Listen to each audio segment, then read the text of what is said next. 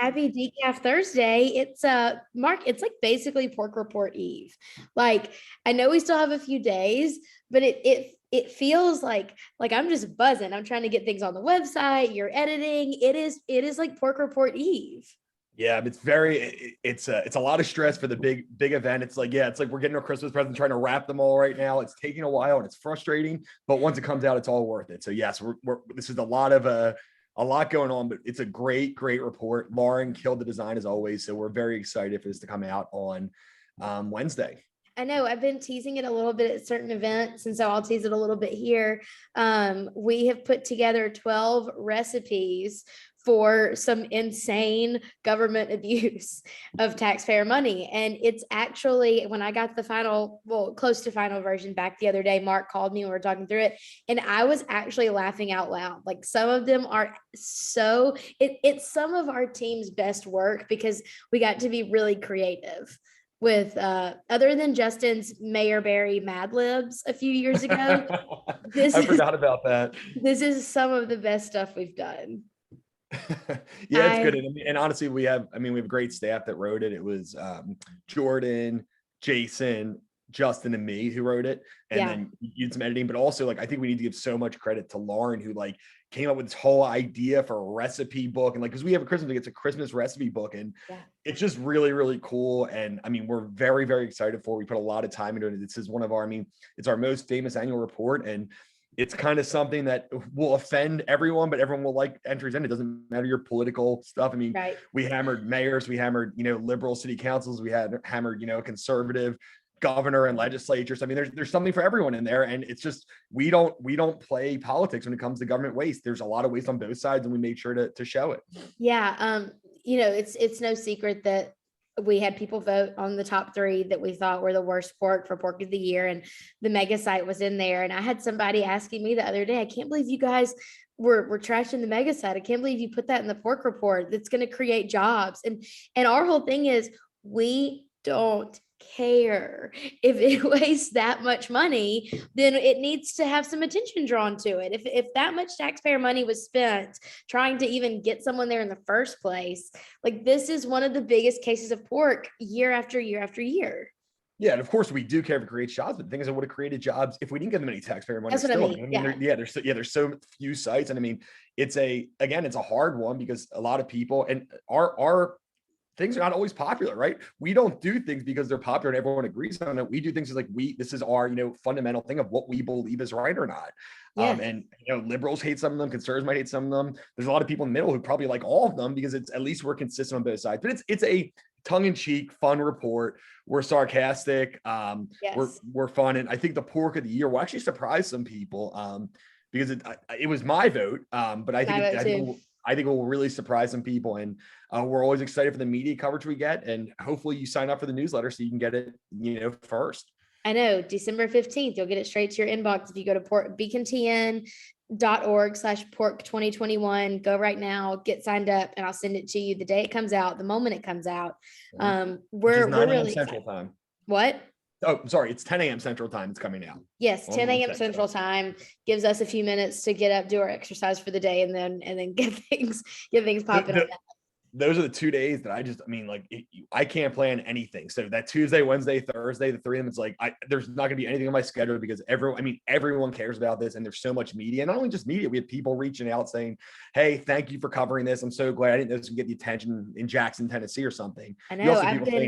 F you, this is a great project, especially people who are names on there. But otherwise, there's more positive than negative reaction. I've been already fielding requests for speaking engagements through December and January for our staff to come and talk about the pork report. It's something that everybody really loves, and it's hilarious. Like, even if you get called out in it, the way that we write, I mean, you can't deny that it's freaking funny. So, well, it's enough for Megan Barry to block us on Twitter. I remember that, but that's true.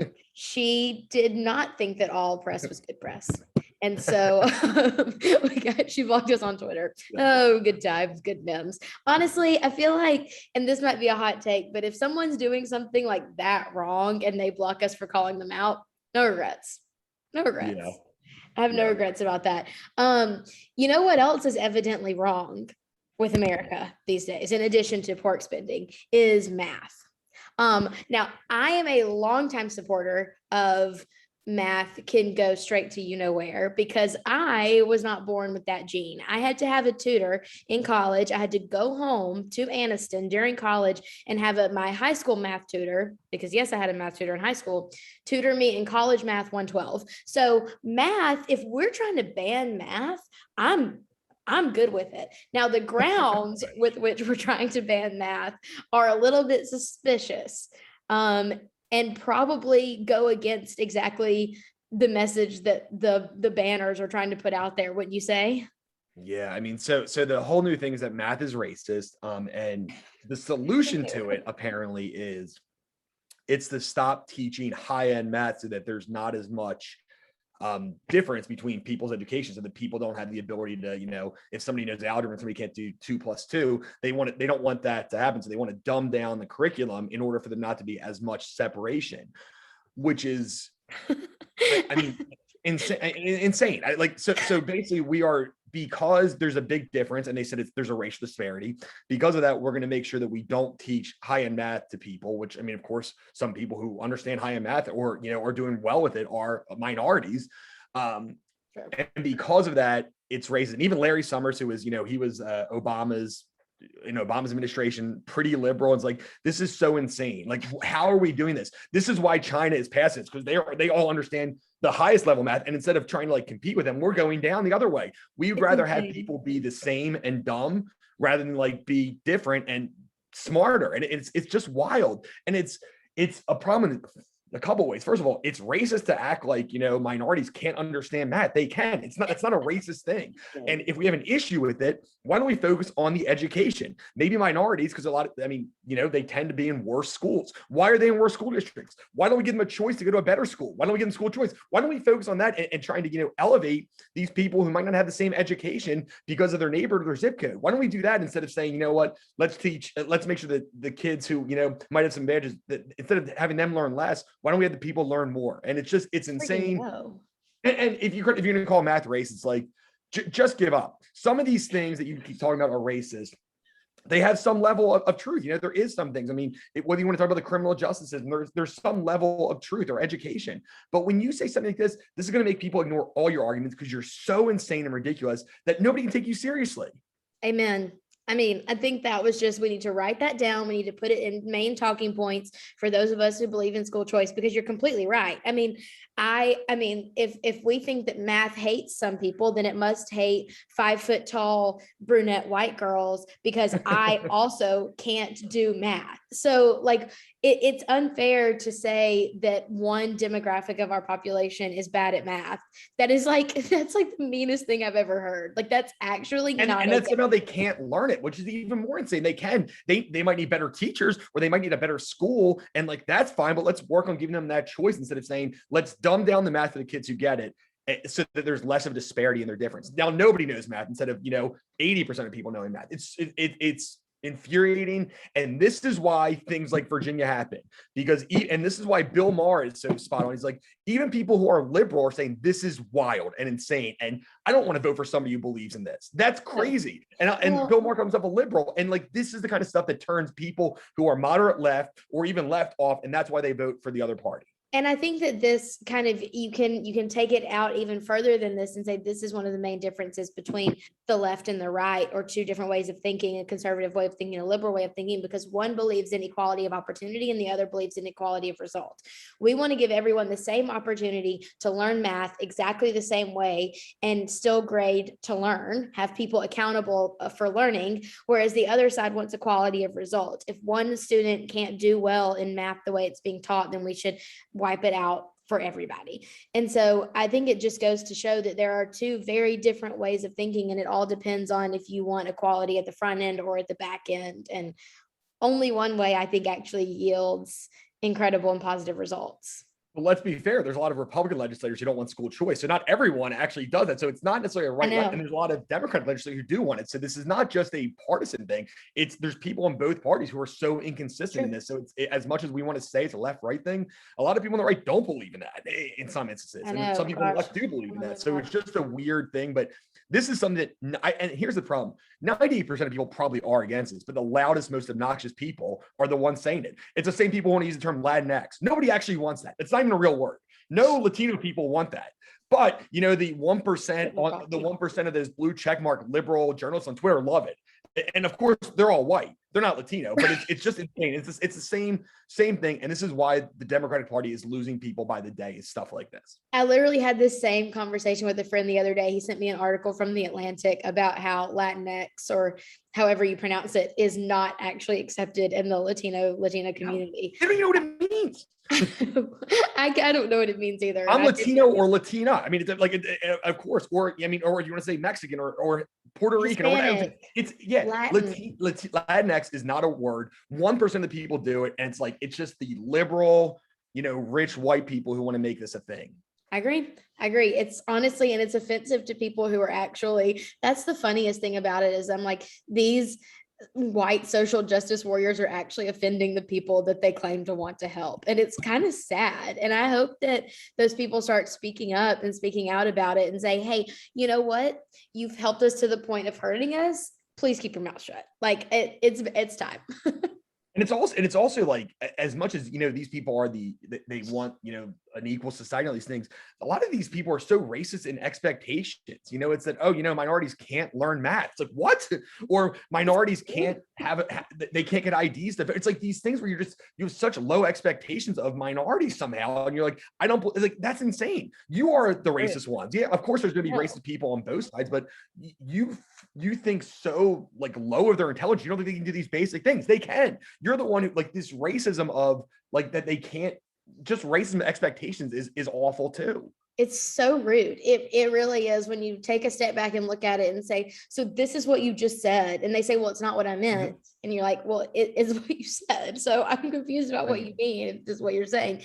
It's so rude, and just, it degrades people. It's demeaning toward people. And it makes me really mad.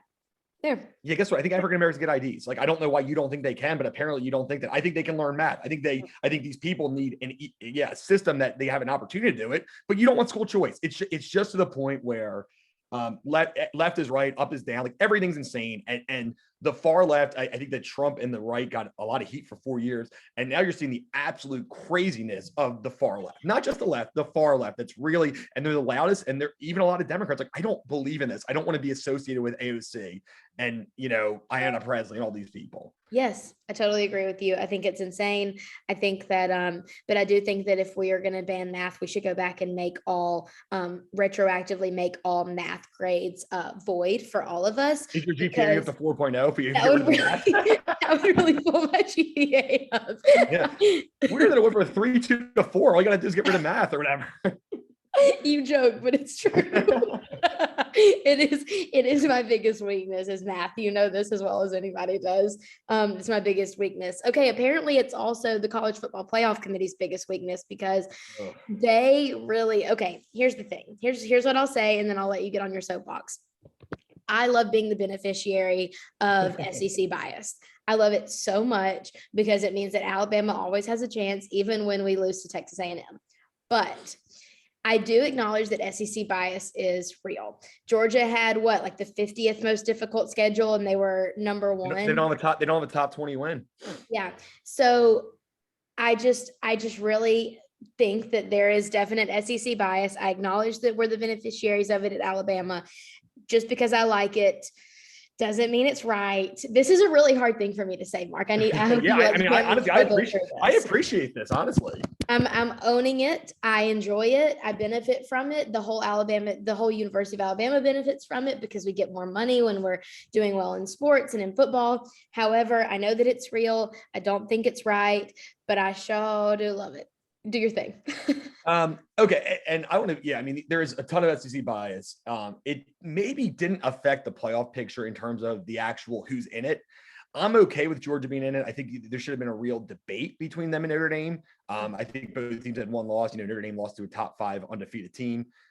Georgia lost to, a top 4 team. So, and Notre Dame had about the same wins, but it wasn't about that. It's first of all, Georgia you watch a game, got annihilated by Alabama. I mean, it wasn't close. And they're supposed to care more about what you do at the end of the season.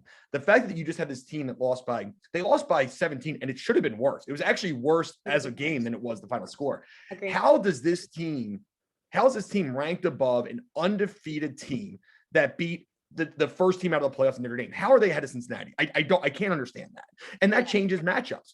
Alabama, fine, good win. They should not be ahead of Michigan. Michigan had better wins. They won the Big Ten, and they didn't lose a terrible game. They're also a top 10 team. They didn't lose to A&M, who now has 4 losses. That should be 5.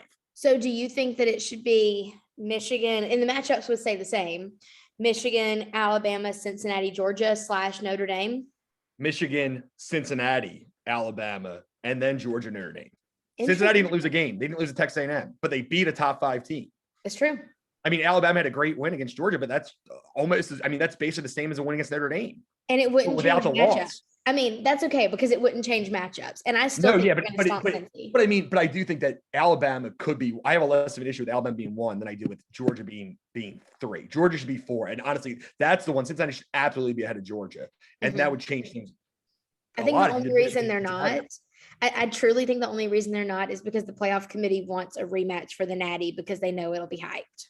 Well, they don't want them to play in the first round, but that's not their job. That's the whole point. They're actually specifically not supposed to do it that way. And that's a problem. That's another issue. And I was talking about too, like the biggest issue with it is not even just that. It's that, somehow when they did the college football rankings, Mississippi State was number 15 with 3 losses.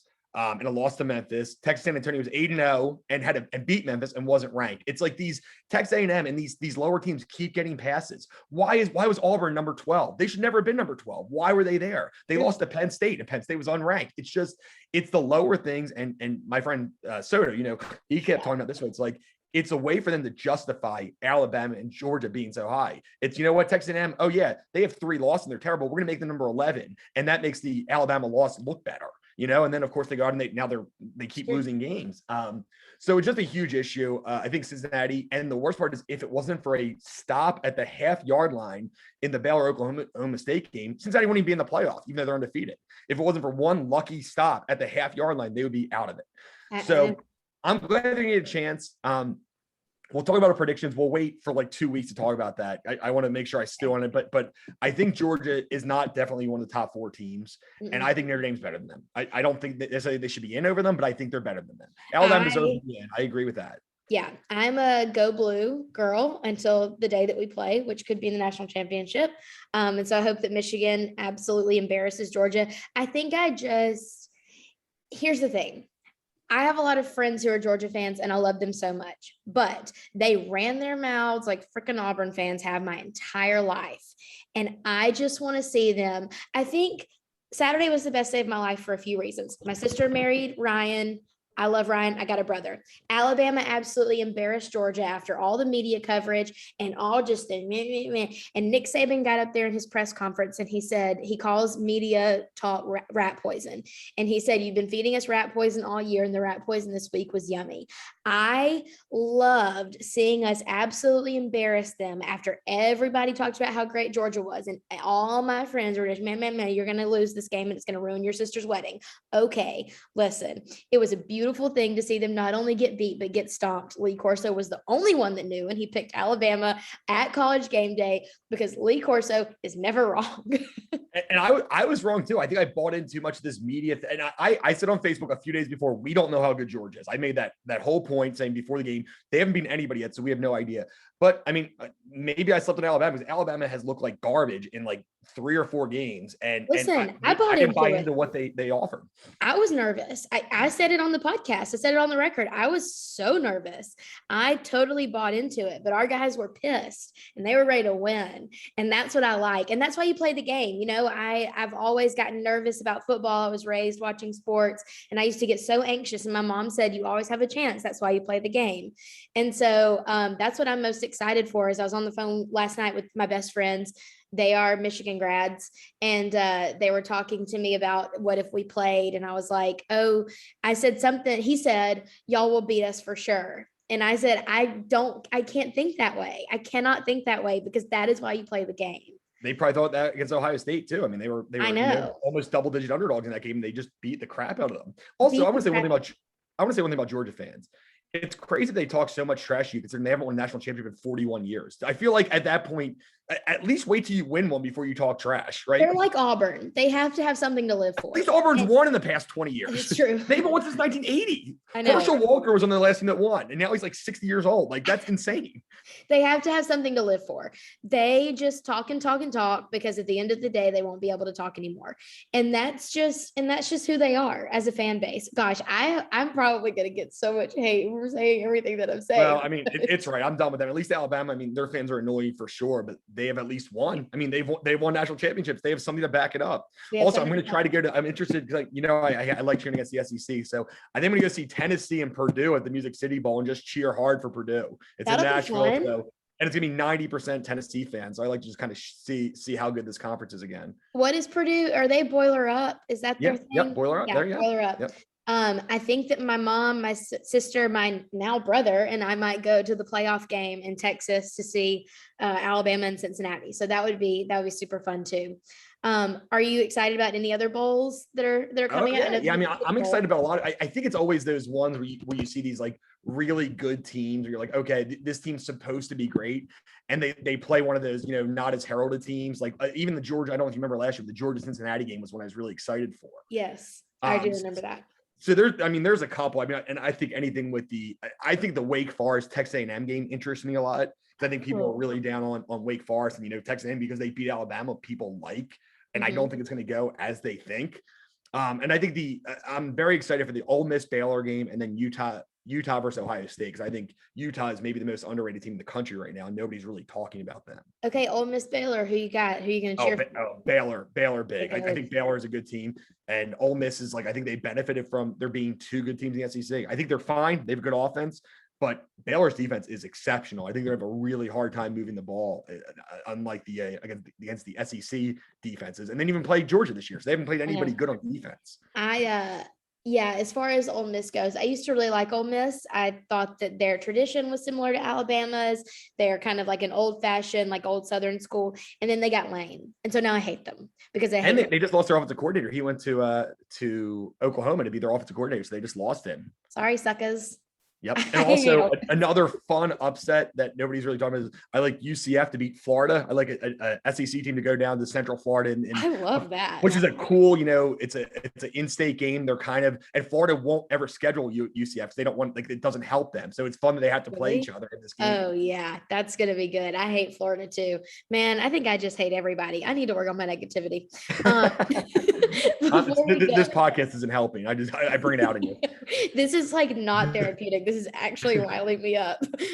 Before we go, let's talk about something else lighthearted. So I just recently started watching Teen Wolf, and I know I'm 10 years late, but after Dylan like O'Brien, wasn't that originally from like the 70s? Okay, well, the new one with Tyler Posey and Dylan O'Brien, the MTV show.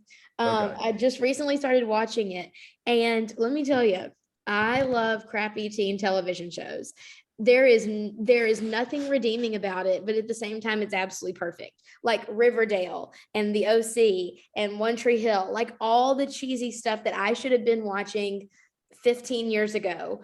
I still enjoy it to this day. I actually watched The OC for the first time ever this year. Oh, so good. So, but one of the things that I've realized about cheesy teen television shows is that there's always a bad guy who makes your skin crawl and your stomach just turn in knots. But in real life, they're really sweet. And I get so invested. And then I go and look them up on Instagram, and they're just really, really sweet. And I don't know, I admired that they would risk their public reputation to be the bad guy in these culty teen shows. And then all of a sudden you realize that they're sweet. And now I'm a fan of that guy. I don't even remember his name. That is in Teen Wolf. What's his name? I'll look it up. Keep talking. I'm going to look it up. Yeah, I don't know. Yeah. I mean, and it is funny because the better they are as actors, the more you hate them, because they really play that bad guy role. Like in this way, you're like, oh my gosh, like these people are so good at the role that you hate them. You're like, you have to realize that it's because they're so good at acting. And some guys get cast in those roles no matter what. It doesn't matter what movie they're in. They're always the bad guy. I know. Like the guy that was the bad guy in One Tree Hill, Paul Johansson. Yeah. he played Dan. He's always a jerk and everything. But when I've been listening to the One Tree Hill podcast, and he's just so sweet. And they all talk about how they learned about like parenting tips from him, and he taught them how to drink wine and order nice wine and stuff like that. He's just like a dad figure to all these girls. And then you get on the show and he's a total jerk. Sad. I know, and it's crazy because like Mickey Rourke or like Kim Coates, there's so many. Danny Trejo's a bad guy in everything he's in. You know, it's like you know Danny Trejo. Yeah, you know him. He's in like every single movie. He's always kind of typecast as the Mexican bad guy, but he's in. I mean, that's really like his typecast. But like these are like awesome people, and because they're so good at these roles, you're like, wow, I can't believe, and you just want to hate them, but. I feel bad for the Harry Potter, like the dad of Danny Dudley. Trejo. Yeah. But what about like Dudley's dad or whatever? Like those people are so awful, and you're like, oh my gosh, you hate like them. They're probably great people in real life. Even like the guy that played Voldemort, Ralph Fiennes. He's incredible, but everyone hated him because he plays Voldemort in Harry Potter. And if you're like sometimes these like good guys, they're horrible in their personal lives, but they get away with stuff because they're these good guys in movie and stuff. They might cheat on their wife. I mean, what about Jude Law? He's the good guy in everything, and he like cheats on his wife with his nanny. Like, but that and like people still view him as like this good guy because he's good in all these roles. I watch The Holiday every year, and I'm like, he's crying, and like I'm crying, and I'm like, you're actually a turd. Like you're actually his wife was crying too. Person. He cheated with the maid, so that's so. Also, gross. I just watched. Interesting. I just watched. Have you ever seen? Oh, it was a Christmas movie. We're the Coopers or something. We're the Millers. No, it's the Coopers thing. But that guy you like it. Timothy Chalamet is like a young kid in it and a nerd because that's what he should play in everything. What? Yeah, I have to look this up. It's a Christmas movie and it's pretty good.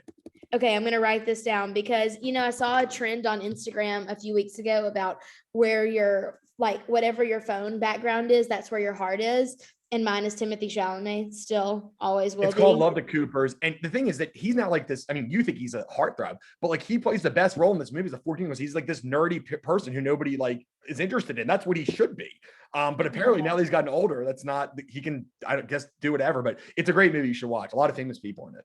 Okay, I'm gonna watch it. I'm a sucker for a Christmas movie. I mean, it's funny too. Me and my whole family watched it. Me, Kira, my family watched and got John Goodman and all these famous people. Oh, before we go, how's your first holidays going as a married man? It's good so far. I don't really count Thanksgiving as a real holiday, so we'll be able to tell really at Christmas, as you know. So, but no, it's going well so far. We're finally home. So after a bunch of celebrations, we're glad to be back. Yay, our little newlyweds. Love to hear it. Love to hear it. Okay, well, stay tuned. Final reminder, Pork Report on the 15th. Go to our website, sign up to get it in your mailbox, in your email inbox on the 15th. We're excited. And the next time we see you, we will go over some of our favorite entries. How about that? Yep. All right. See you later.